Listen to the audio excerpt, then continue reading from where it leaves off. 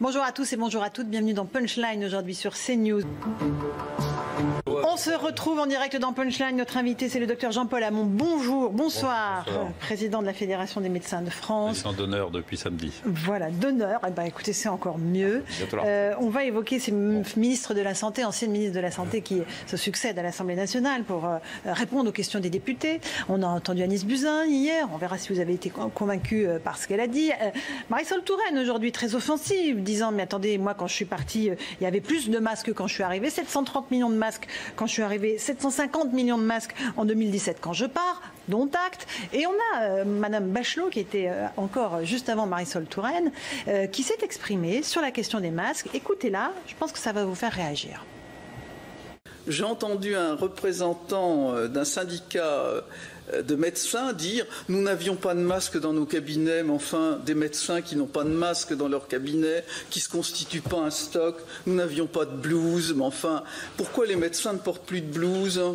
Qu'est-ce que c'est que c'est dans ce pays de Pasteur? Qu'est-ce que c'est que cette médecine où on ne croit plus à l'asepsie? Vous dites les gens ne croient plus aux masques.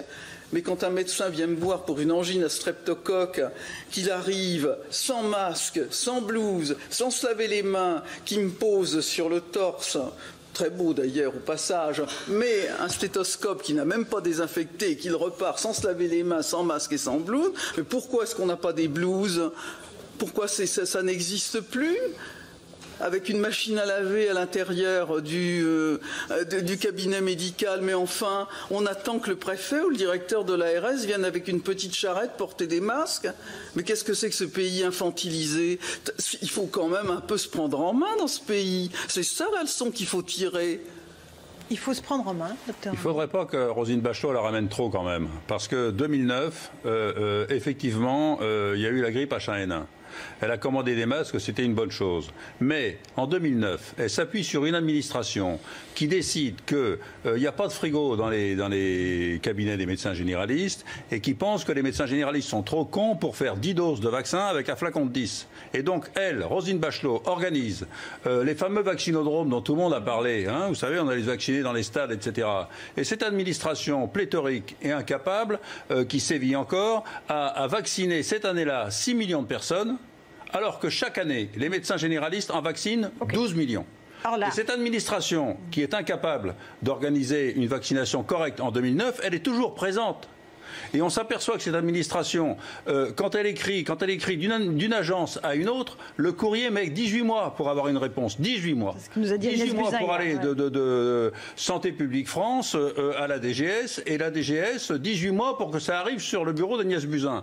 Donc Agnès Buzyn, que Roselyne Bachelot ne la ramène pas trop, là, parce que là, franchement, je peux vous dire, on l'a comme ça. Ok, hein. Mais sur ce qu'elle dit, oui. Les stocks. Mais pourquoi vous n'êtes pas fait des stocks? Pourquoi vous n'avez pas de blouse? Pourquoi vous n'avez pas fait vos stocks tout seul? Dans nos cabinets, on a quelques boîtes de masques, on a du gel en quantité pour un mois, etc. Quand on s'est aperçu qu'on allait être confronté à une pandémie. Quand j'entends Agnès Buzyn qui, elle, a tout anticipé, dès le 10 janvier, elle savait tout. Mais on est convoqué au ministère quand? Le 18 février. Or, le 18 février, quand nous, on est vraiment alertés et que début février, on essaye de commander des masques, on n'en trouve nulle part. On n'en trouve nulle part. On en commande, on a des fournisseurs habituels, on n'en trouve nulle part. Et le gel qu'on commande régulièrement avec des stocks d'avance d'un mois, on ne peut plus s'en procurer. Voilà la réalité des choses. Alors que Roselyne Bachelot, là, charge les médecins libéraux, c'est bien qu'elle fasse le cacou devant les députés, c'est bien. On avait 1 milliard de masques quand elle est arrivée, etc. Elle dit moins, elle se vante moins sur la quantité de vaccins énorme qu'elle avait commandé et qu'on a dû refourguer au Qatar et qui nous a coûté vraiment pas mal. Donc franchement, là, l'intervention de Roselyne Bachelot m'énerve au plus haut point. Infantilisation, dit-elle. Les médecins ils attendent que l'ARS vienne avec une charrette amener les masques. Je vais vous dire, si on n'attend plus rien de l'ARS, hein, parce que ça fait un moment qu'on n'attend plus rien, parce que là encore, écoutez bien ce qui vient de se passer dans le sud-ouest, du côté de Biarritz. L'ARS vient de porter plainte contre un médecin ophtalmo qui a examiné au mois de juin une femme de 89 ans et qui ne portait pas de masque quand il l'a examinée. L'ARS vient de porter plainte. Et il semble semble bien que l'ARS Aquitaine n'ait pas été la plus glorieuse dans la gestion de la pandémie. Donc si vous voulez, ces gens-là qui n'ont pas été foutus de distribuer des masques aux médecins, et là maintenant nous disent qu'ils prétendaient stocker les produits anesthésiants qui manquaient, le curare, l'hypnovel, etc., et les distribuer aux cliniques selon les besoins, je peux vous dire que les gens qui doivent se faire opérer, s'ils doivent attendre que l'ARS fournisse les anesthésiques, on n'est pas rendu. Donc ils ont géré la crise comme des manches, hein, et là ils prétendent continuer, ils ne tirent pas les leçons de leur incompétence. Est-ce que ces auditions des ministres de la Santé, hier Agnès Buzyn, aujourd'hui Marisol Touraine, Roselyne Bachelot, c'est bien. Ça fait avancer un petit peu les choses, on y voit plus clair. Ou pas? Moi, j'ai appris beaucoup de choses avec l'audition d'Agnès Buzyn. Je n'ai pas encore fini, il me reste encore 1 heure à écouter. Je n'ai pas de loisir, 30 minutes de trop, ça fait 2h30 que ça dure, il en reste encore 1h30, je pense. Hein. Mais j'ai appris effectivement que les courriers mettaient 18 mois entre agences de Paris à Paris. Hein, de Paris à Paris, de ministère à ministère. Hein. Donc si vous voulez, ce serait bien qu'on dégraisse un petit peu le mammouth. C'est vrai que ça devient insupportable de voir ces fonctionnements d'agences qui ne s'écrivent pas entre elles ou qui mettent un temps impossible à répondre. Et quand elle dit j'ai tout anticipé, vous dites bravo? Mais non, elle a tout anticipé. Non, mais écoutez, Agnès Buzyn, il ne faut pas la charger. Hein, elle a eu une semaine très dure déjà. Hein, mais moi, j'ai beaucoup de respect pour Agnès Buzyn comme médecin. Et je pense sincèrement que ce qu'elle a dit quand elle a senti que ça allait devenir quelque chose de grave, qu'elle a réalisé que le patient de Bordeaux qui était allé à Wuhan, de la façon dont il avait été contaminé, elle a senti, elle dit c'est pas possible que ce type-là ait été contaminé dans ces conditions où la Chine nous le dit. Donc ça va être plus grave que ça. Donc elle a senti les choses. Mais bon, encore une fois, une ministre, elle a un cabinet, hein, il s'appelle Raymond Lemoigne, il était à côté d'elle à l'audition, elle a le directeur Jérôme Salomon, qui s'est pavané tous les soirs à la télé pour nous raconter vraiment des bêtises, parce que franchement... il faisait le décompte des morts. Non, mais le compte des morts, ça va. Encore, il oubliait les EHPAD. Hein, premièrement. Deuxièmement, les lits en réanimation, ça, ils les avaient. Mais dire le nombre de cas contaminés alors qu'on n'avait pas de test, on ne savait pas combien de personnes étaient contaminées, franchement, on aurait pu s'en passer. D'accord. Et sur les masques, encore une fois, vous vous rappelez combien il y a de médecins qui sont morts du Covid? Sur les masques, attendez, sur les masques, il y en a encore une bonne. Parce que là, on nous dit qu'ils ont tout anticipé, que là, les agences ont réagi, etc. Mais le 3 mars, une entreprise de Tourcoing vendait encore des masques à l'étranger. Le 3 mars, une entreprise française, une des rares entreprises françaises capables de vendre des masques. Est-ce que vous pensez que l'administration française a anticipé quoi que ce soit? Non. Alors, et tous les médecins qui sont tombés du Covid, il y en a quoi, une soixantaine? Il y a 51 morts qui sont décédés, dont 46 libéraux. La majorité des généralistes. Et ça, c'est parce qu'ils n'avaient pas de masque, pas d'équipement. Et là, c'est certain, hein, parce que moi, je connais personnellement 2 médecins qui respectent absolument les mesures barrières, qui mettaient des masques chirurgicaux qu'ils avaient récupérés avec des entreprises de peinture, des entreprises de bricolage, des dons de patients qui nous donnaient des masques et compagnie. Et bien, ces 2 femmes-là qui portaient des masques et qui respectaient absolument les mesures barrières, elles ont été contaminées, parce qu'il faut dire la vérité, les masques chirurgicaux, si le patient en face n'en a pas un, eh bien c'est une passoire. Hein, ces femmes-là ont été contaminées. Heureusement, elles en sont sorties. On vous a envoyé au front avec des passoires, hein, c'est ce que vous avez dit. On vous a envoyé à poil au front avec des passoires. Les héros du blouse blanche, ils étaient en passoire. Alors aujourd'hui, on apprend que le gouvernement demande que toutes les entreprises de France aient 10 semaines de stock de masques pour leurs employés. Parce qu'évidemment, on s'aperçoit que la situation n'est pas du tout stable et qu'on va même vers une petite hausse des contaminations. C'est bien, c'est une bonne mesure. C'est pas idiot d'ailleurs. J'ai lu, je me suis instruit en écoutant Agnès Buzyn. Toujours, j'ai appris que la Suisse, par exemple, imposait aux Français, aux Suisses, d'avoir un stock minimal de masques pour 1 mois chez eux. Il semble qu'après en avoir manqué de masques, on en est beaucoup. Désormais beaucoup. Mais il faut les acheter alors. C'est pas idiot de dire aux entreprises, vous avez la responsabilité du bien-être de vos salariés. Commandez-moi des masques si d'aventure ce bon Dieu de virus refait des siennes. Vous êtes inquiet là-dessus? Je suis pas inquiet, il faut être, parce que maintenant là on est enfin équipé, mais quand on sait que ce virus continue de circuler, il faut être très prudent, il faut continuer à porter des masques, il faut respecter les mesures barrières, on a davantage de tests. Moi, ce qui m'a surpris à la fête de la musique, par exemple, il y a l'application Stop Covid.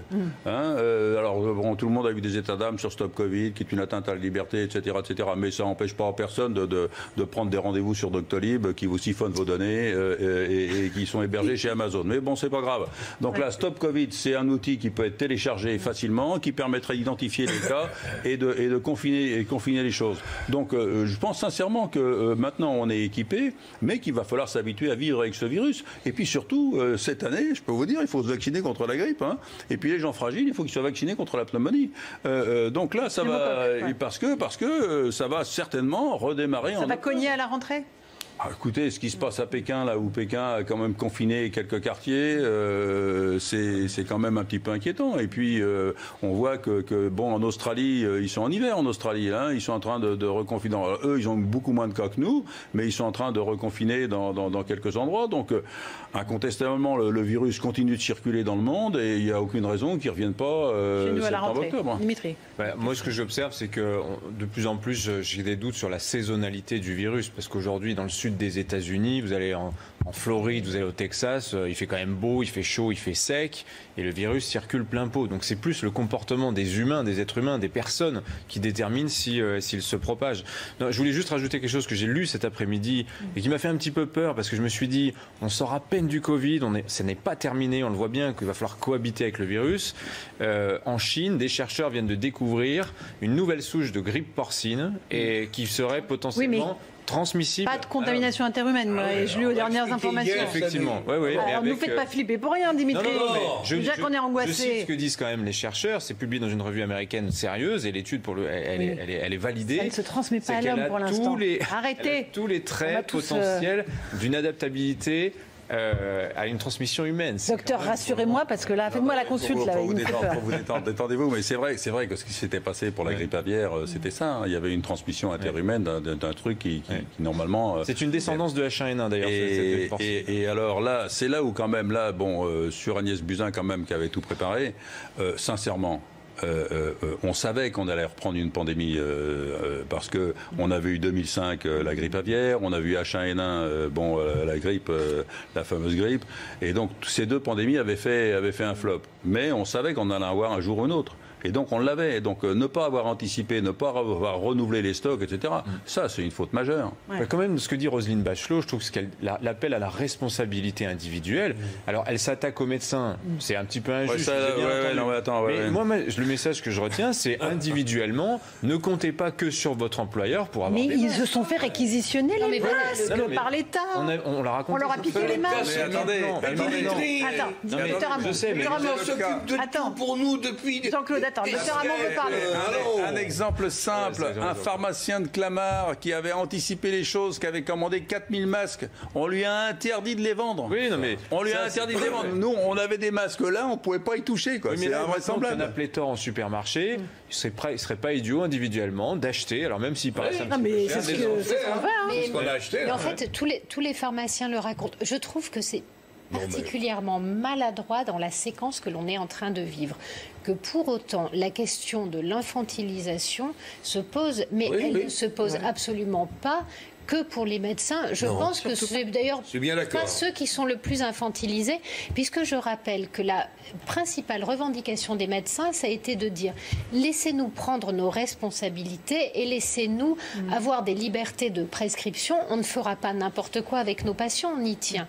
Donc ils se positionnaient quand même dans une logique de responsabilité où ils assumaient leur part de risque. Donc je ne suis pas sûre que ce soit les plus à critiquer, mais ce qu'elle dit sur l'infantilisation de la société, sur cette attente permanente, ce n'est pas entièrement. Mais en même temps, on nous a confinés en nous infantilisant aussi. Parce qu'à un moment, il y avait docteur à matériel. Il n'y avait pas de matériel. On était obligés. Non, mais quand il a été décidé de confiner, il fallait le faire là, parce que là, on était à la rue. Il n'y avait plus de place en réanimation. Si on n'avait pas confiné au moment où ça a été fait, non, mais ça, c'est incontestable. On aurait été obligé de faire comme en Italie. Mais vous savez, hier en consultation, j'ai vu quelqu'un, un bergamasque. Lui est en France et sa nièce était à Bergame. Et elle me dit, mais en France, il dit, mais c'est l'horreur. À Bergame, il dit, je n'entends que des ambulances. Là, il y a un journal à Bergame qui annonce les décès. Vous savez, il y a certains journaux qui le font. D'habitude, il y a toujours une page ou deux de décès. Là, il y avait 14 pages de décès tous les jours. Et il me dit, mais c'est horreur. Donc, si vous voulez, ne me dites pas qu'un ministère qui surveille ce qui se passe en Chine ne sait pas ce qui se passe en Italie. Donc, si vous voulez, là, il aurait fallu vraiment passer la vitesse supérieure. Mais ça, on l'apprend maintenant, nous. Mais quand vous voyez qu'avec tout le monde qui surveille les crises sanitaires, des démarrages de pneumonie, etc., dans les pays du monde, c'est là qu'on peut reprocher quand même de ne pas avoir anticipé vraiment. Est-ce que vous avez peur qu'à la fin de toutes ces auditions, on le disait tout à l'heure avec Jean-Claude, finalement, il n'y a personne de responsable, il n'y a personne de coupable? Est-ce que c'est ça, finalement, qui nous attend? Ouais, écoutez, je pense que vous savez, l'administration française se protège. Hein. Ils ont survécu. C'est écrit, évidemment. Ils ont survécu au flop de 2009, qui n'a pas été dramatique, heureusement pour nous. Mais franchement, on s'est passé de la médecine libérale en 2009. Hein. On nous a marginalisés. Cette fois-ci, on nous a carrément oubliés. Sacrifiés ? Alors, je vais dire oui, non seulement sacrifié, mais en plus méprisé. Parce que non seulement on a été envoyé au front sans masque, sans protection, hein, mais au moment des primes, moi, j'ai toujours des internes en médecine générale qui viennent faire leur stage chez moi. Quand ils sortent, ils sont plutôt motivés. Hein. Eh bien, l'interne en médecine générale m'a dit, mais tu sais, Jean-Paul, on ne va pas avoir de primes, nous. Les primes sont réservées aux internes qui font leur stage à l'hôpital. J'ai appelé Olivier Véran qui m'a dit, non, c'est une erreur. Ça a été corrigé. Mais initialement, il était prévu de ne pas verser de primes aux internes de médecine générale. Et mieux, les anesthésistes libéraux, ceux qui ont permis au système de tenir, ils étaient exclus des primes au départ. Il a fallu qu'on râle ici même, hein, et sur les autres chaînes, qu'on râle pour que les anesthésistes, réanimateurs libéraux qui ont permis au système de tenir touchent à leur tour la prime. Si vous voulez, tout ça, la médecine libérale est oubliée systématiquement. On a une administration qui pense que la vertu et la qualité sont exclusivement à l'hôpital. Là, on a un plan Ségur qui va favoriser l'hôpital, alors qu'il faudrait réorganiser le système de santé, faire en sorte que l'hôpital se concentre sur l'hospitalisation et les moyens de l'hospitalisation. Mais arrête de faire ces consultations à l'entrée de l'hôpital quand vous pensez que vous avez des écoles de l'asthme qui mobilisent des médecins, des infirmiers, des internes, des pneumologues pour dire à un gamin que le lapin et le cochon d'Inde, il ferait mieux d'aller à la SPA et que dans la chambre, il ne faudrait pas de la moquette. Est-ce que vous croyez que ces gens-là ne seraient pas plus utiles dans les services et qu'on pourrait laisser la médecine de ville faire son boulot? Jean-Marc Ayrault, avant d'être viré à Grenoble, avait dit « Il ne faut plus que l'hôpital fasse ce qui peut être fait en ville ».